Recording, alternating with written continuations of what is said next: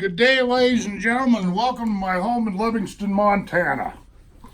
Okay, we have a little coffee to chase the fur ball down. A little joke there. Don't get all twisted up. Okay, this video right here, I'm going to call this "I was born in the wrong century." I've said that many times to my family. I've said that to my wife. I've said that to most anybody that had listened to me, but I really believe that. I really don't like this modern society that we live in today. I don't. I got 10 reasons why. If you like it, fine. If you don't like it, that's fine too. I don't really care. Number one, back in the day, like when I was growing up in Montana, back through the 60s and everything, life was a lot simpler. It was harder, but it was simpler. We didn't have all the complications that seem to surround even us people up here in Montana now. Life to me was just simpler. In other words, what I'm trying to say with this "I was born in the wrong century" thing I got going on here, I wished I could have lived, say, like roughly 100 years ago or so. Okay, I'll just leave it rest at that. Number two, I really believe back in the day, especially back, the people were kinder. Now, I know history bears out that, you take like X amount of centuries ago, people were, burning people at the stakes and crucifying them and all this other stuff. I know that. I'm not that stupid, but maybe I should say not 100 years ago, but I just wish I could live back through the 50s and 60s. That seemed like a pretty innocent time period in mankind's development, if you will. Okay. Number three, but before I go on, though, I am going to reiterate that I do believe that through the 50s and 60s, people were kinder. They were more, nicer, that kind of stuff. Number three, this is a big one, ladies and gentlemen. Maybe it's not big to you, but it is to me.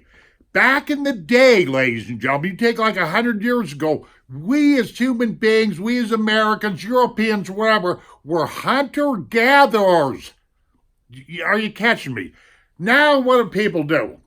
The only thing that people know how to hunt and gather is how fast that they can race down to their local grocery store or to Costco or wherever have you, and make sure they get their shopping carts plumb full of processed food that's full of GMOs. Unhealthy food. I really believe that we do not have healthy food in this day and age. Our food chain is all screwed up because we got away from eating, pure meats, venison, chomping on, stuff that comes out of gardens and that kind of stuff. We got away from organics and we went to processed foods. And this is a fact. That's not too cool. I think a lot of that stuff is one of the main reasons why cancer is so prevalent in the United States. Number four, the environment was cleaner back, say, 100 years ago. I know this for an absolute fact. There's places right here in the United States and probably over in Europe and other places in China, wherever have you, that you couldn't pay me to live. The water isn't fit to drink. The air isn't fit to breathe. You know it, I know it, so let's stop BSing each other. Okay, that was number four. Number five, in this day and age, I have noticed we've got these, I don't even know what you want to call it. These people keep coming up with these click phrases, I don't know if you want to call it new age terminology. I hope you folks know what I'm driving at here. But it seems to me like when somebody comes up with a new saying or whatever have you, then all of a sudden everybody's saying it. Like the word awesome. How many times have you heard the word awesome? I'm just using that for a very small, poor example, I call this kind of stuff highbrow English. Or actually, I should call it low-class English because I pride myself on being pretty good with English. I don't speak English very well, but I dang sure can write well. That's one thing, one quality I got.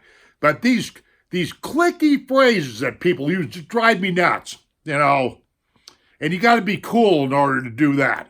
Number six, the internet. I have found the internet in my life, ladies and gentlemen, overall to be a one great big gigantic burden.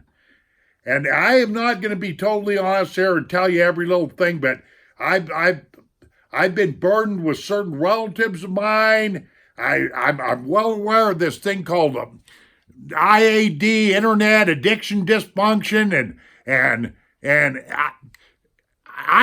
what I'm basically trying to say, without dissecting this thing any further, is I really wished that I never had anything to do with the internet. I wish I would have never ever came to the internet. I wish I'd have known nothing about the internet. I am not kidding you. I've really got reasons why, other reasons, but I'm just not going to get into it. I don't want to make this video any longer than I have to. And number 7, this business that I see, I don't watch a lot of news, but you'll see it on YouTube here, and I'm well aware of what's going on. Back in my day, it didn't seem like the racial problems. How come we got so many racial problems here? You know, what I tried to get people to realize on my YouTube channel is we've got people that I believe that are out here in society stirring up hate. And there's a reason. They want to eliminate you any way they can. That this business of racism and the political temperament that we live in and social issues and left and right and all this, I hate every bit of that. I wish I lived in a society or some other time period where I didn't have to listen or entertain or think about none of this nonsense. Okay. You know, and we live in a society where everybody, if you say anything different, you're lying to yourself. This business of bowing down to money. Back in my day, I came up very, very poor and everything, but it seemed like people were happier. I can remember bucking hay all day long for 50 cents, lifting 60 and 80 pound bales all day long, putting up hay. A lot of you don't even know what I'm talking about. Make $4, $4. But I was happier back in them days than now. You know, I know that money, it's good to have money, but money can be evil if it's used in the wrong way. And I also believe that the love of money, did you hear me, is the root of all evil. I'd like to go one step further and say that money is the root of all evil. It's government paper. It's contaminated. Some of you need to hear this. You really do. You know, and this, you know, number 9, being socially trendy. You like the clothing that people have and the way they wear their hair and all that. People seem to be addicted to following the latest trends or whatever have you.